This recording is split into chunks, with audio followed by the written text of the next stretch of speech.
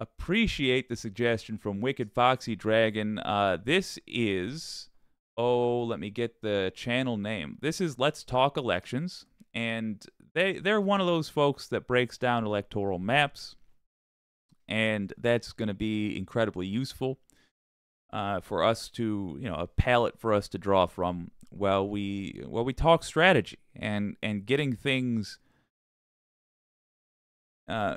Getting our efforts most efficiently used going forwards. And their point of discussion in this video, of which we're going to watch a portion, is that there seems to be a firewall, so to speak, of Midwestern states that Democrats have on lockdown, or on lock, or whatever you call it. Democrats have secured, it would appear, that is going to make sure we don't suffer a loss in 2024. But remember, our strategy is more ambitious than that over here at WYCD in the Wicked community. Our strategy is not just to prevent a loss, it's to fix the harm that's been done, and that is done by getting a massive win. So, well, Let's Talk Elections is going to be looking at that firewall. I want to bring up what I see there, which is an opportunity for us to get a massive win, and where I think we should be focusing a lot of our efforts. Check it out. They still win elections. You can see it in 2022 when Democrats won in Wisconsin, Michigan, Pennsylvania, and Arizona in the governor election, or when they won in a number of states. In the Senate election, when they won in Georgia, a swing state, when they won in Pennsylvania, flipped it blue. Arizona, Colorado, New Hampshire, Nevada. Those election results tell us that given the circumstances of the parties right now, given the style of candidates that Republicans run, Democrats do well. Which means in 2024, this is not only the baseline, but you can add in a few states. Because given that we are really... Just to clarify, a moment ago, he was talking about how Michigan and Wisconsin are likely blue leaning in 2024 based on the reaction to the MAGA-style candidate that we keep seeing win in GOP primaries. My first, I don't even know if it's an objection, but I'm not sure that style of candidate is still going to be popular, truly, by the time the primaries roll around in 24. Trump is in the middle of a spectacular decline right now. He's not even in the middle. He's in the beginning of a spectacular decline right now. We just had the first proper charges get leveled against the guy. We saw the sort of people that went out to support him, and they looked like crazies. And it's getting, most effectively of all that I've seen so far, it's getting embarrassing to be a Trump supporter because you're in gross company, So I'm not sure that it's a given that we're going to have only unreasonable Republicans to run against. On the other hand, it's going to be real hard to wash the stink of MAGA out of that party. And I suggest that, in fact, they will be unable to ever again. You will never, ever, ever, ever again have it even be a possibility that a majority of millennials or a majority of Gen Z will vote for Republicans. And they are just going to grow as a percentage of the voting populace. So I do believe, truly, this is the end of the Republican Party. Thank God. But obviously, the question is, even if that turns out to be right, it may not be. But even if it turns out to be right, is it a soon enough end? It's going to take some doing. We need to make sure that it happens quickly. Okay, let's get to the point he's making here. Really ramping up for a Trump versus Biden rematch. You can see it in all of the mainstream polling. You can see it in all of the mainstream punditry. You can see it in the mainstream, overall results that we've seen from CPAC polls, from internal polls, whatever it might be. You are finding that Democrats opt for Biden and Republicans opt for Trump. And that is the rematch. That is the environment that we were building back up. And should that be the result, the firewall expands not only from 231, but to include Georgia and Arizona. Okay, so he was saying the 231 is if it's just generic Democrats versus what is the current generic Republicans. Let me say this. I don't think we should be looking at this. We shouldn't be talking about this, I guess I should say, as Trump versus Biden. When we are talking to other people, particularly when we are talking to other people that are likely Democrat voters, we need to make it crystal clear this is red versus blue. That is what we are talking about. This is Republican versus Democrat. For a number of reasons. Number one, I don't want my political views represented in the form of Joe Biden. He doesn't represent them. And so when I'm making a case for what I believe and what I think we should do, it frankly wouldn't even be true to say that Joe Biden is that. Joe Biden is the embodiment of that. He's not. Joe Biden is just the person I think we can push the easiest. Further, I mean, I get it. I know why. I understand. It really seems like Trump is the boss battle. We're going to have it for a third time. Another Trump versus democracy. But it might not be. And frankly, it doesn't matter. Other folks, this is not an original your old pal Jake thought. This is other folks saying it way earlier, way farther back. Not Trump anymore. That's the problem. It's Trumpism. DeSantis would be as bad as, or frankly, worse than Donald Trump. Chris Christie, when it came down to what he was going to sign, likely to be just as bad as either of them. Maybe not as authoritarian. Maybe. But frankly, I mean, it's going to be anti-trans hate. It's going to be the same old, same old. It is a battle of the ideologies coming up. It's, do you believe in democracy? Well, then you better vote Democrat. Do you believe that Americans have a right to exist? Well, you better vote Democrat. If you think that a trans person is allowed to exist, if you think that a gay person, a black person is allowed to exist, if you think that a person ought to have control over their own body, that little girls who are raped by family members shouldn't be forced to give birth, yeah, you gotta vote for the sane political party. I think that's what we need to focus the conversation on. And I think when you're talking with other people about the upcoming election, make it clear that that is what we're talking about. This is not a slugfest between two old men. If it was, well, our old man already won. It's bigger than that. And that is where we need to get people energized, and that is the framing we need to use with this. Biden, he is a small part of this. He is the guy that happens to be at the top of the ticket, but he is not what we are voting about. Just like we didn't vote for Biden in 2020, we voted against Trump, and frankly, Trumpism. That's what we're talking about now. Now, this might be something that people, really, really do disagree with. And I think there are a couple of arguments that I would make to it. For one, the style of candidate that won in Arizona and Georgia as a Republican are those similar to Brian Kemp.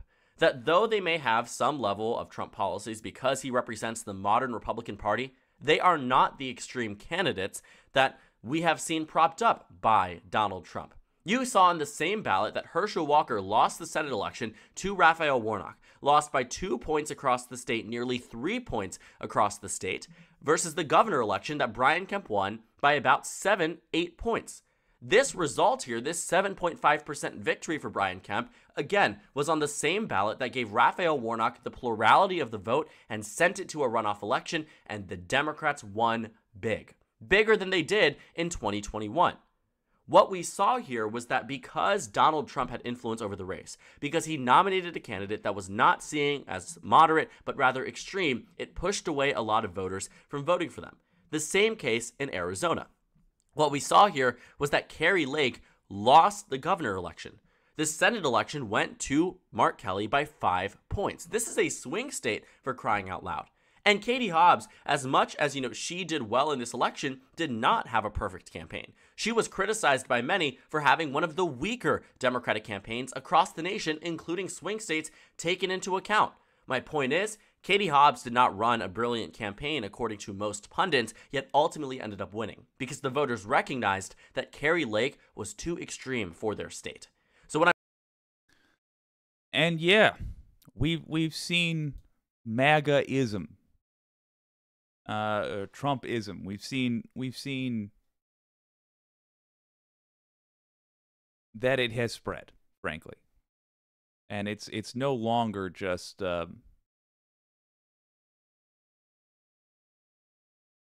one person acting astonishingly bad.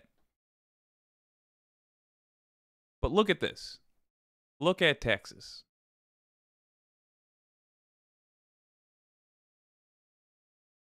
How much of the vote, how much of the electoral college, and we've my friend who's joining us here in the comments has been talking with me behind the scenes about the electoral college a little bit. Whether or not you agree they should exist, I happen to think they shouldn't. We're going to be voting through the electoral college in 24. Those are the rules that currently we have agreed to for this. How many votes does Texas represent? They need Texas, the Republicans. They don't stand a chance in hell of getting the presidency, certainly, without Texas. What kind of a message would it send if they lost Texas? If Texas went blue in 2024? That would actually make Republicans change their tune. That would make the Overton window, that oh so important Overton window, that would make it fly in the direction of decency. That would be a huge sign. And it seems, with common reasoning, it seems, well, that's a pipe dream. Texas will be forever red. No. Here's the proof I have for you. Ken Paxton. This is from the Majority Report. I don't know, last week sometime, but it brings up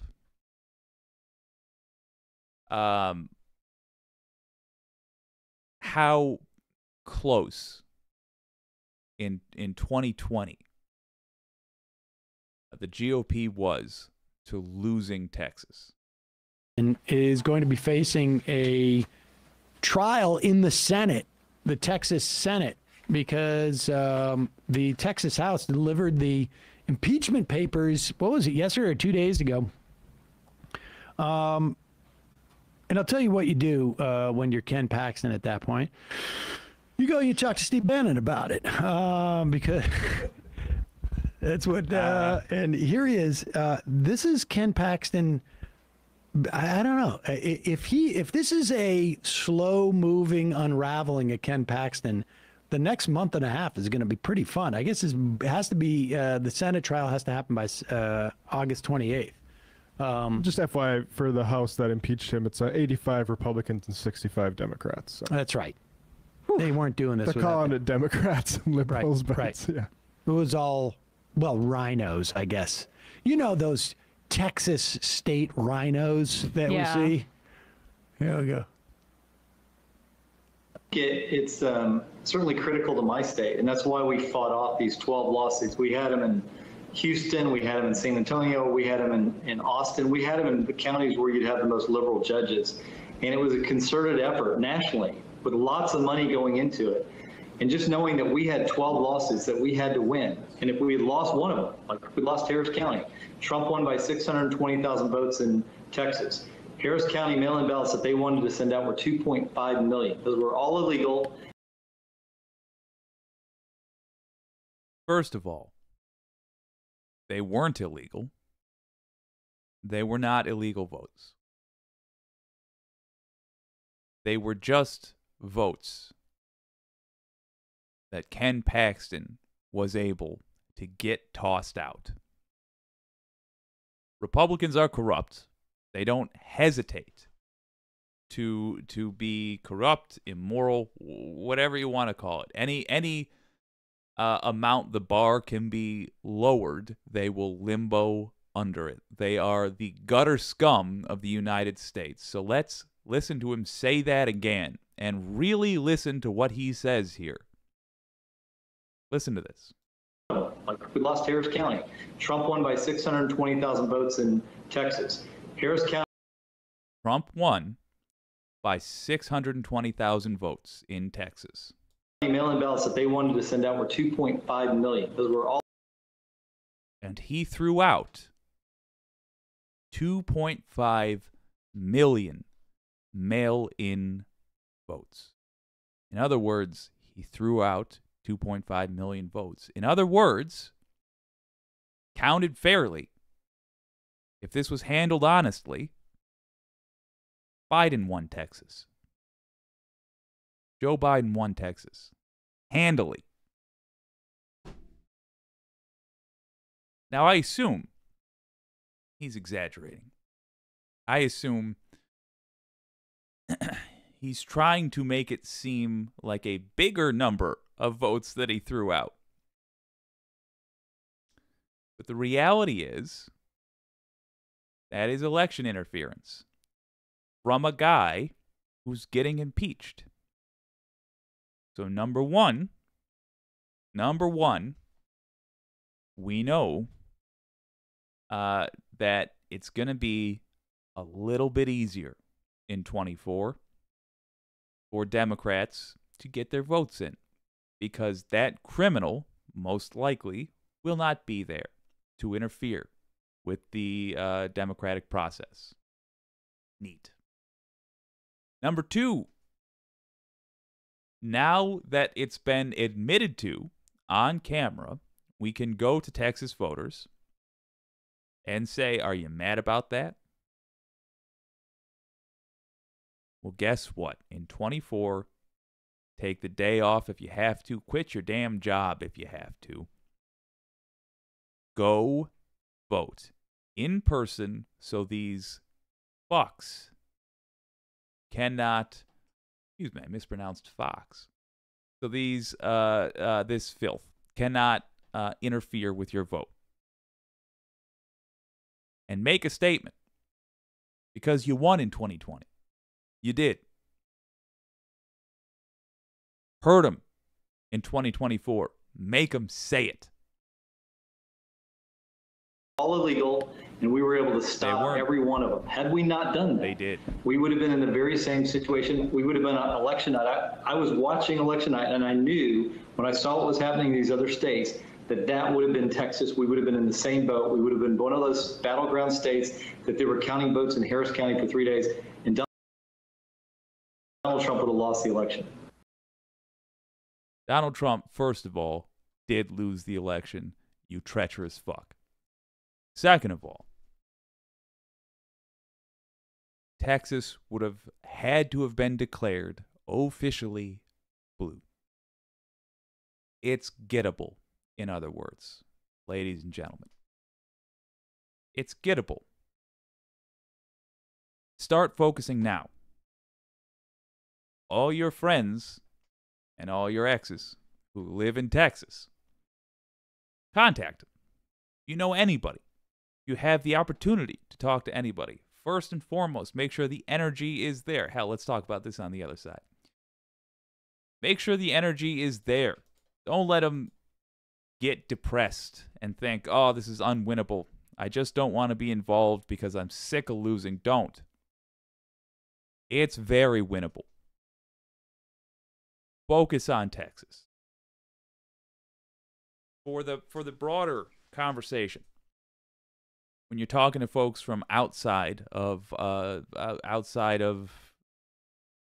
Texas, make sure that the conversation we're having is Democrats versus anti-democracy folks. It's Democrats versus MAGA. That's what it is. The GOP is just MAGA in polite language. That's it. Make that crystal clear. But when it comes down to the actual strategy, when it comes down to you and I sitting here planning, how are we going to win?